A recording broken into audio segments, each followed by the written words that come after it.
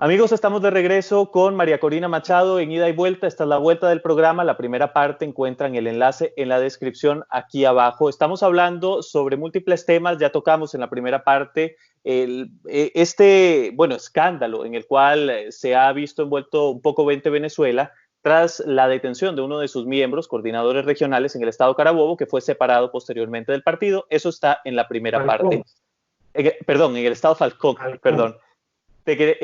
Yo quiero empezar, María Corina, con un tema fundamental y no quisiera dejar pasar este momento tan importante porque en este último mes creo, aparte de tu programa de radio, ha sido difícil verte en otros espacios, supongo que debido a la dinámica de trabajo de este periodo, pero en este mes se ha planteado particularmente un gobierno de emergencia. Ese es el término que está utilizando el presidente interino Juan Guaidó.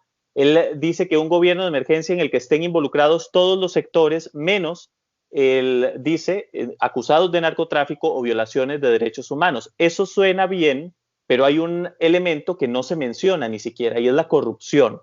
Parece que corruptos que no estén acusados de narcotráfico sí podrían tener cabida en este gobierno de emergencia nacional.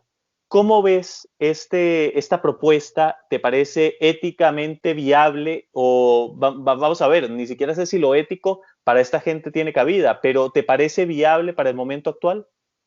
No, no me parece ni ética ni viable. Y lo hemos dicho de forma muy clara, porque efectivamente un gobierno de transición tiene que asegurar no solamente que en primer lugar se rescata la soberanía nacional, es decir, el territorio venezolano hoy se lo están dividiendo y peleando mafias y grupos criminales. Y en la medida que el ataque contra las fuentes de ese financiamiento ilegal, como decía Niomar en la parte anterior, se incremente, como se va a incrementar, vamos a ver más y más enfrentamiento entre esos grupos. Entonces, uno de los propósitos fundamentales del gobierno de transición es rescatar la soberanía y establecer el Estado de Derecho para poder generar mecanismos que den confianza a todos los ciudadanos en el sistema de justicia, empezando por allí. O sea, ¿de dónde surgió el narcotráfico, el terrorismo y todas estas modalidades crueles del crimen? ¿Cuál fue el germen? El germen fue la corrupción.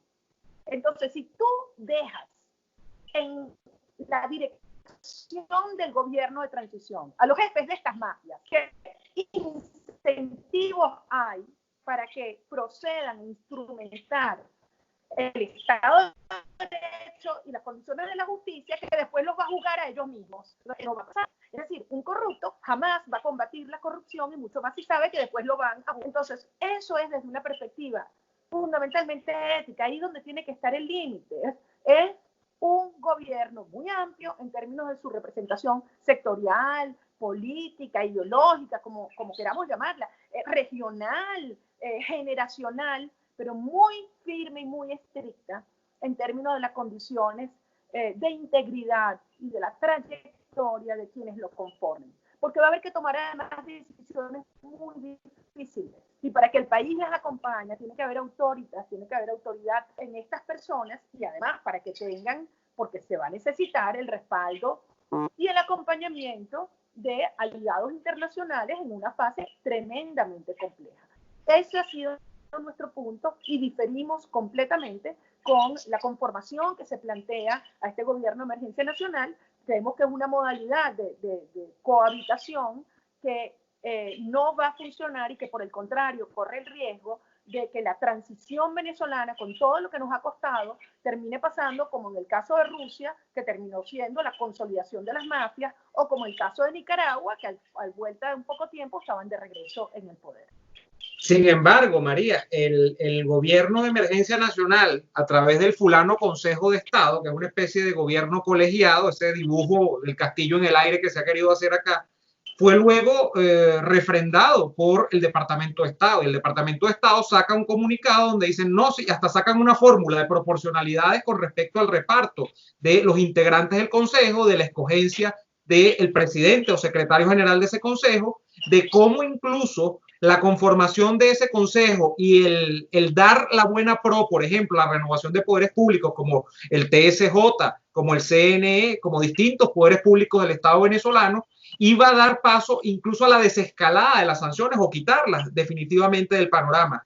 De manera que pareciera que ese planteamiento de Guaidó estaba alineado con esa propuesta que hacía el Departamento de Estado de los Estados Unidos. Sin embargo, luego la rechaza Maduro a través de Jorge Arriaza, y la semana siguiente, de eso hace 2 semanas y un poco más, sale la declaración de Donald Trump del reforzamiento del patrullaje en el Mar Caribe. Entonces, a veces uno no comprende tampoco la política exterior de los Estados Unidos en estas cosas, ¿no, María Corina? No sé si lo hicieron incluso a sabiendas de que les rechazarían, y lo hicieron, como dice mucha gente, para cumplir un prerequisito, para pasar a otra etapa. No sé cómo lo ves tú.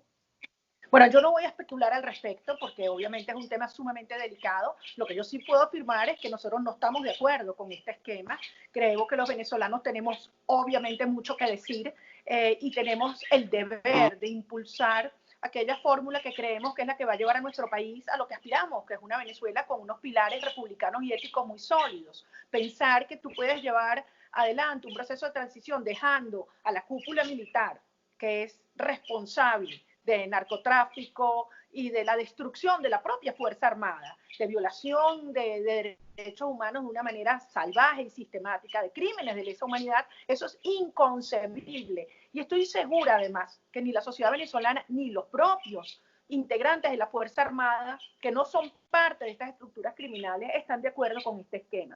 Así que es natural, además, que Nicolás Maduro rechazara este esquema, porque una cosa es que te digan que te pueden quitar unas sanciones, pero los indictments y las imputaciones no te las quita nadie, ni Trump, y él lo sabe. Ni Trump, Claro. ni Trump. Exacto. María Corina, mi pregunta la voy a dividir en dos. Obviamente esto no es deseable. Sin embargo, quiero preguntarte, ¿lo ves probable? O sea, ¿crees que termine ocurriendo a pesar de que sea lo que no deseas que ocurra? Mira, yo trabajo y dedico todo mi esfuerzo para aquello que considero que es lo correcto, Jorge. Son más de 20 años y más de 400.000 venezolanos asesinados. No hay una sola familia que no haya sufrido la separación, la segregación, la humillación y la ruina. Esta gente se propuso someter a Venezuela en la pobreza mientras hacían unas fortunas obscenas que tienen en cuentas alrededor del mundo, y ahora hay algunos actores que pretenden, que son parte del status quo, decir, bueno, mira, si podemos salir de Maduro, pero a mí no me toquen, porque yo ahora me quité. Ahora ya yo cambié, y mi plata que yo tengo alrededor del mundo me la dejan allí, y mis contratos y mis privilegios que nadie me los toque. Se equivocan, se equivocan. Primero, no es sostenible un esquema de esa naturaleza. Y segundo, toda fórmula que pisotee, que ultraje la justicia, no es sostenible, y la sociedad venezolana simplemente no se lo va a calar. Entonces, sí, estamos en un momento tremendamente complejo, tremendamente peligroso. Así son las etapas finales de las tiranías y mucho más de un sistema criminal. Yo no le puedo decir, y los venezolanos me lo preguntan todos los días, ¿cuántos días faltan? ¿Cuánto falta? Es irresponsable plantearlo en estos términos, porque no es un tema de tiempo, sino de hitos, fuerzas y eventos que se van logrando. Y para eso es mucho lo que tenemos que hacer los venezolanos. Y no quiero dejar de mencionar en este momento el sufrimiento creciente que hay en este país, porque de manera intencional el régimen está usando la mentira en el contexto de una pandemia con el control social y el control de la conflictividad social, pero no lo están logrando. Miren lo que está pasando en estas horas. Es en Churuguara, es en Araya, es en Cumanacoa, es en Pueblo Llano, es en Monagas, es en La Guajira, es en toda Venezuela, donde la gente está diciendo hasta aquí, a pesar de la represión brutal y del hambre creciente. Pero la gente dice, entre morirme, la posibilidad de morirme con el coronavirus, la probabilidad de que eso ocurra, o la certeza de morirme de hambre, ay, no hay opción. Y este María, país está claramente reaccionando.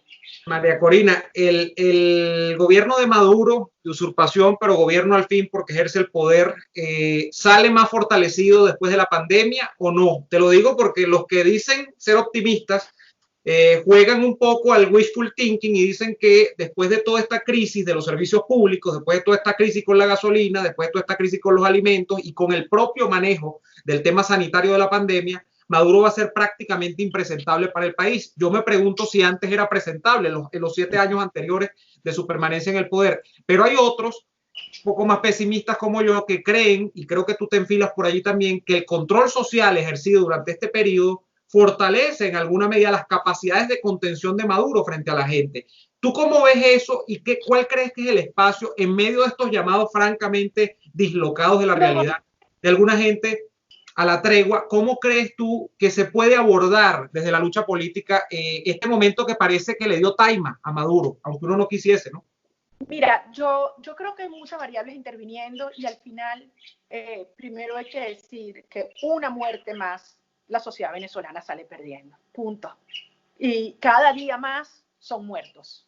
Entonces, quien esté planteando algún tipo de tregua que implica darle más tiempo a Maduro, al final estás haciendo una negociación o un acuerdo con el verdugo, con el culpable de las muertes. Y a la hora de la verdad, todo el mundo está claro que este régimen es incapaz no solo de atender la situación del coronavirus, aquí se mueren muchas más personas por otras enfermedades que estaban erradicadas completamente y se mueren de hambre. Entonces, esto sí es una emergencia y cada día que pasa son más muertos. Entonces, el régimen con su apoyo cubano y otros aliados indudablemente tratan de convertir, como decía antes, un fenómeno emergente en un mecanismo de control y tienen cómplices que les sirven de ventrílocos para decirle a la sociedad, mira, no, por el bien de la sociedad vamos a callarnos. No, por el bien de la sociedad vamos a rematar y terminar de quebrar y socavar los pilares que hoy sostienen a esta tiranía.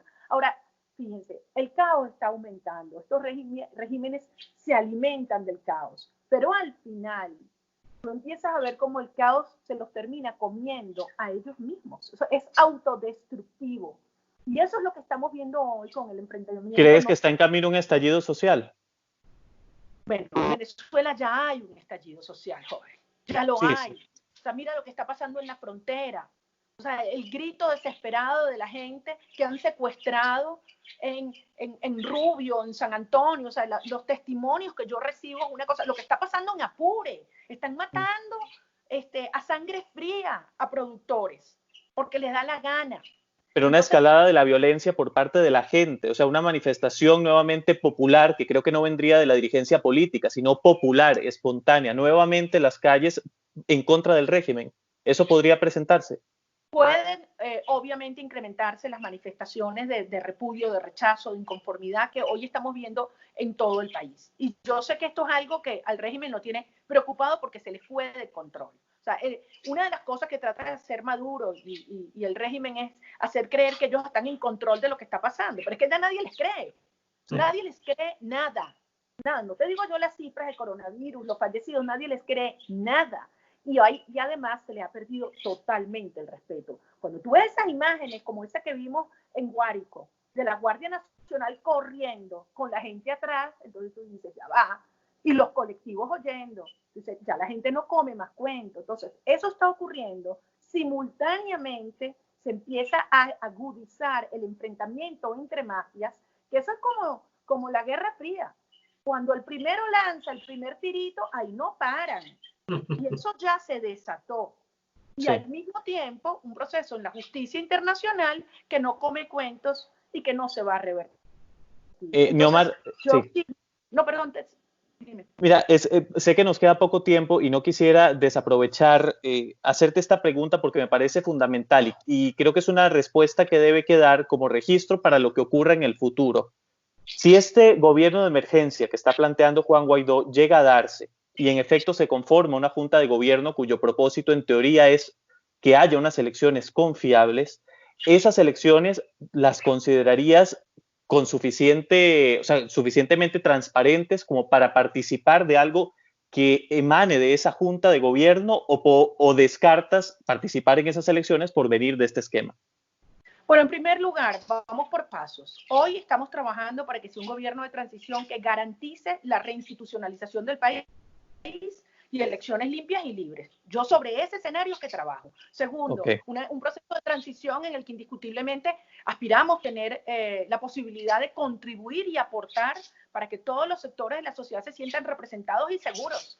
Y indiscutiblemente ir a la mayor brevedad a un proceso en el cual, habiendo rescatado la soberanía nacional y el Estado de Derecho, pueda ejercerse la soberanía popular por primera vez en 20 años, unas elecciones realmente limpias y libres, y donde la gente ya no tenga que conformarse con más socialismo, sino que haya una oportunidad de una visión de desarrollo del país para los próximos 20, 30 años, desde una perspectiva liberal. ¿Qué significa eso? Con mercados abiertos, donde se respete la propiedad, donde se estimule el talento y la creación de riqueza por parte del individuo. El individuo rico y el Estado a su servicio, algo que no hemos conocido en Venezuela. Esa posibilidad se nos abre, es real, pero además es indispensable para salir de la miseria y hacer una Venezuela próspera, segura, alegre, rica, algo que yo estoy convencida que podemos hacer en poquísimo tiempo, si hacemos las cosas bien. ¿Algún mensaje para terminar esta entrevista, Neomar? No sé si tienes alguna última pregunta para acabar. No, yo quería agradecerle a María Corina la oportunidad de conversar con ella, de aclarar tantas cosas sobre el asunto de la vinculación de este dirigente puntual en el Estado Falcón, de ser tan sincera con respecto a la visión que tienes de la transición, que no es nueva, yo la conozco hace mucho tiempo porque la has defendido a capa y espada de hace mucho tiempo. Y finalmente, quizás sí, una pregunta, María Corina, sobre el tema, además que tú como ingeniero lo manejas y sé que manejas muchas cifras, del tema de la gasolina, en los inventarios. ¿Tú crees que, yo por ejemplo tengo la visión de que esos inventarios, al punto en el que estaban, mermados o no, antes de la cuarentena, no van a volver? O no va a haber abastecimiento de combustible suficiente para la demanda normal de este país llamado Venezuela. De manera que creo que lo que viene aquí es quizá una política, tratar de regular ese consumo a través de los precios, es decir, subir los precios del combustible. Pero ¿qué sabes tú de este tema del combustible? ¿Es que lo están ocultando para de alguna manera controlar más? ¿Es que no tienen combustible? ¿Y cómo piensan suplir ese consumo natural de cara a las próximas semanas, donde en algún momento habrá que levantar la cuarentena y debe haber nueva circulación libre de los vehículos en las calles? ¿Qué sabes de eso? Y que además la debemos exigir, la debemos exigir. Está empezando a ocurrir y no puede ser que esta gente pretenda mantenernos encarcelados para esconder, entre otros, el tema de la gasolina. Miren, el tema de la destrucción del sistema de refinerías en Venezuela tiene muchísimo tiempo, lo hemos hablado, no están produciendo combustible de ningún tipo, es mentira. Canibalizaron el complejo refinador Paraguaná para ver si arrancaban el palito, es mentira, no van a poder hacerlo con gasolina y combustible de calidad. Lo que le queda es hacerlo, bueno, importarlo, pero ya no pueden hacer el trueque con el petróleo venezolano que no vale nada, porque además es un petróleo que han ido degradando en su calidad. Entonces, no queda otra que importarlo a precios internacionales y tú me vas a decir a qué precio los van a vender aquí. Y eso obviamente va a tener una presión enorme sobre la estructura de costos, sobre todo lo de los alimentos. Entonces, en este sentido, lo que viene es mucho más oscuro y complicado. Por eso, la única manera de parar una situación de caos acelerado, que crece en su aceleración, quiero decirlo, la única manera es el desmontaje del sistema de mafia. Y eso sí nos pone ante la presión y la urgencia ética de que son vidas.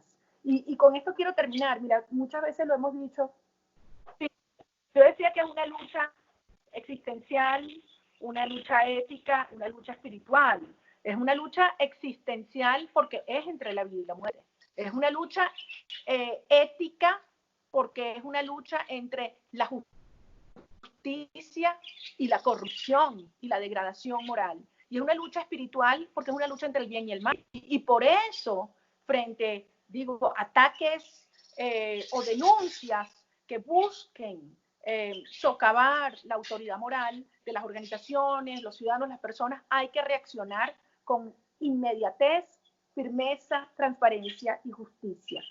Y tomar todas las previsiones para que estos eventos dejen como consecuencia el fortalecimiento de los mecanismos institucionales y el incremento de los estándares éticos de quienes queremos dedicar nuestra vida al servicio público y a la transformación del país. Muchísimas gracias, María Corina. Neomar, gracias por haber estado nuevamente una semana más aquí en Ida y Vuelta. La primera parte, como les decíamos, está en el link aquí abajo. Y nada, nos vemos la próxima vez, María Corina, y nos vemos la próxima semana, Neomar. Hasta pronto. Gracias, se los agradezco. Cuídense mucho. Igual. Igual.